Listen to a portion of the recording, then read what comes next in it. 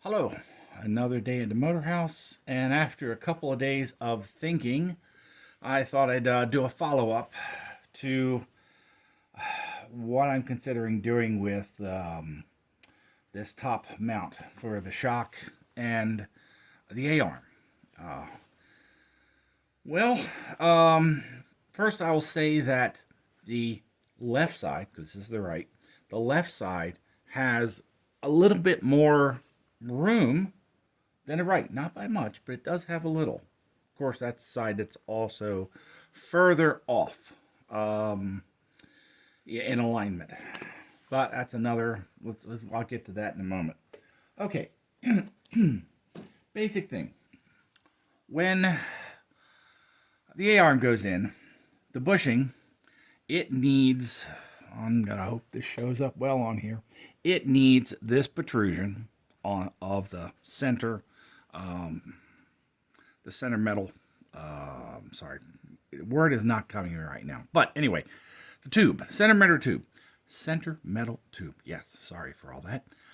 It needs this protrusion in order to space it away so that it doesn't rub up against any of the box section. It also needs enough of protrusion so that it doesn't rub against the shock. Now, along that line, let's get the shock here.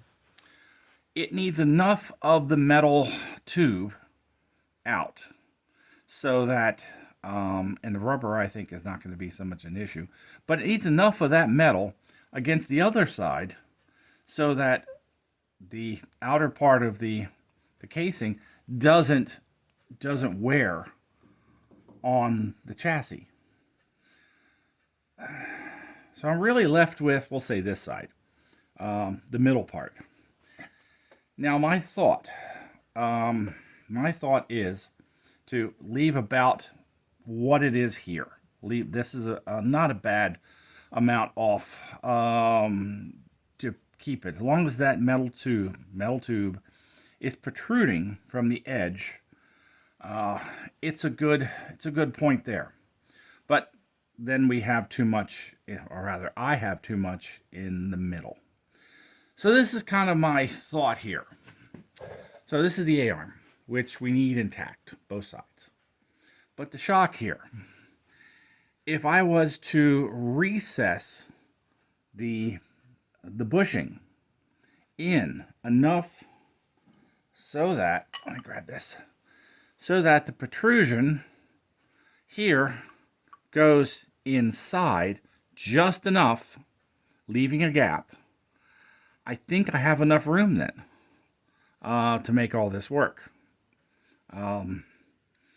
So this being the metal tube through, if I can recess the tube of the shock enough, I can take the protrusion, the excess that's on the A-arm, and get it inside. How I accomplish that. Say, I can see this in my mind. It's how I go about doing it, and this is my first idea. I may change as I'm going there, but I think if I was to press the bushing all the way out one side so it is more flush on this side, trim what's on this side, and then press it back to where it should be. That's kind of my idea.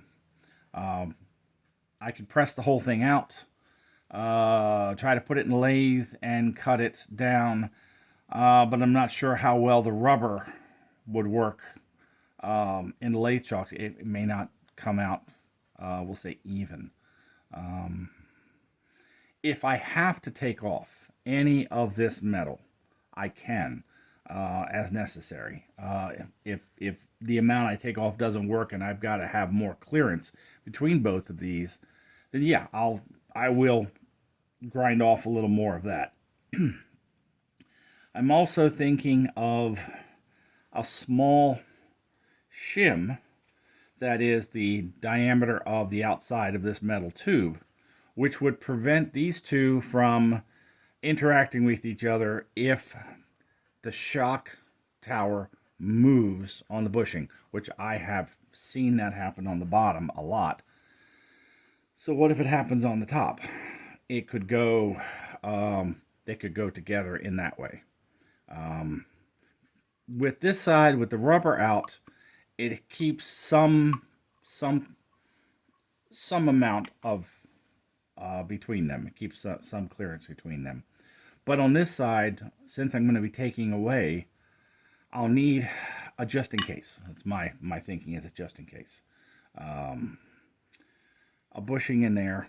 Sorry, a washer, a very thin washer that would sit on this edge and keep the two of them from interacting in the future as a safety precaution. That's kind of my idea. Now, granted, as I go into this, it could change, but this is right now what I have come up with. It's a plan forward. Yeah, I don't really want to modify this so much because it's needed. The protrusions on both sides are needed. And the A-arms are harder to come by. Yeah. And this was previously, I think I'll grab the other one here. This one was, let's see if I can do this for the camera. Yeah. All right, it went this way. I hope the camera picks it up. But yes, the yellow top, the old version, was ground back. So, and you can see how it deformed in there. Okay, so that's kind of settled as that, yes, the top of the shock is going to be adjusted. That's going to happen. That's my only real way out of this I can think of right now. The other thing I'm thinking of doing, and I'm still thinking, so I haven't said yes, I'm going to do this. Could I get a little bit more in here? Just a little bit. I'm thinking back, got to get the crystal ball out and start thinking about history. In all the decades of this car and when it was running. Let's talk about when it was actually on the road and driving and subject to mechanics who may not have been kind to it.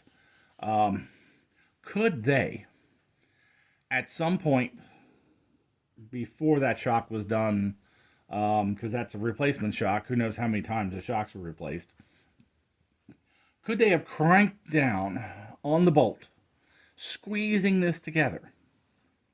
Could they have overdone it? Could they have overdone it if they cut too much off of the top of the old one? Could they have cranked it down and caused this to buckle in a little bit on each side? Possible. It's a lot of reinforcement. I haven't really seen what I've got. This is nice and straight. By the way, this is nice and straight. The other side has a wobble in it. It does. Right about in here, it's got a little something to it. But again, that side has more room than this side. So I've got an idea. And I say, I have not said I'm doing it yet, but it's an idea, and I explore this stuff in my mind at least for a couple of days before I actually do something. And as I'm doing it, I may modify what I'm doing anyway, but I'll throw my idea out.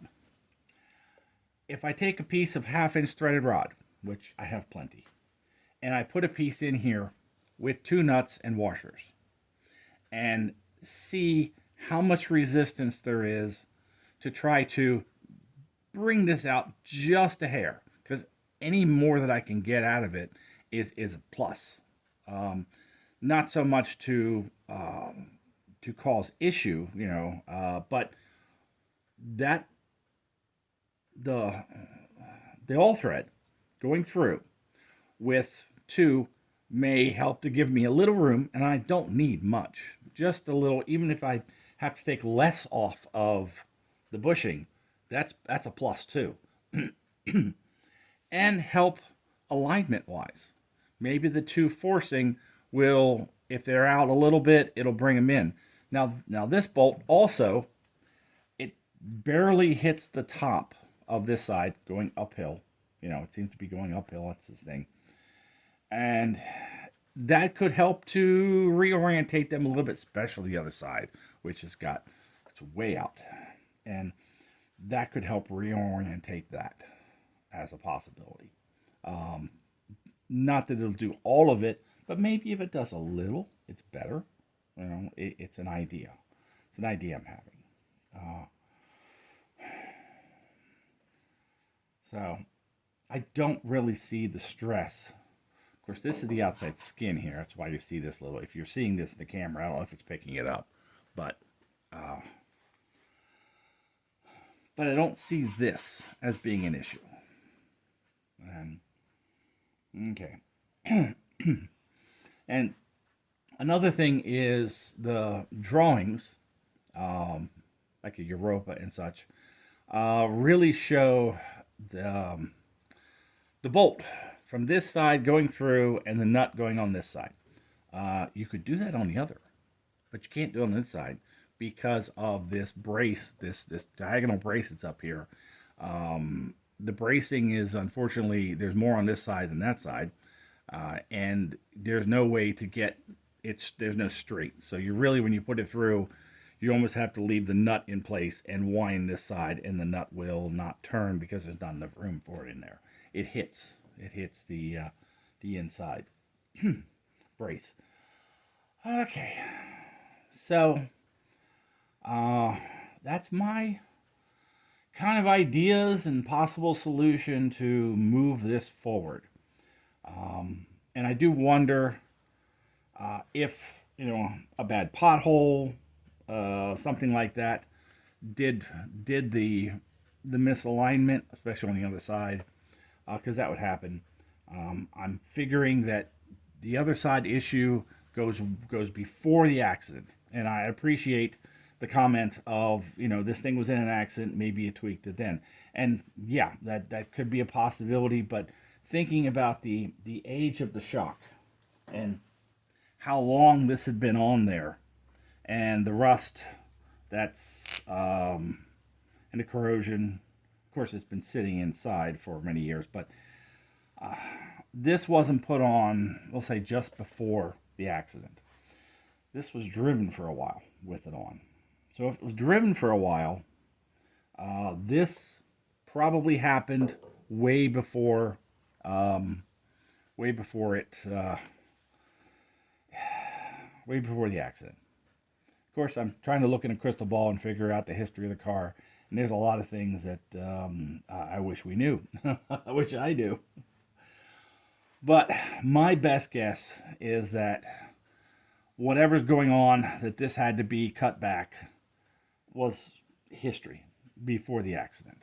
And I don't think it's a major complication here. Maybe it was all part of the original.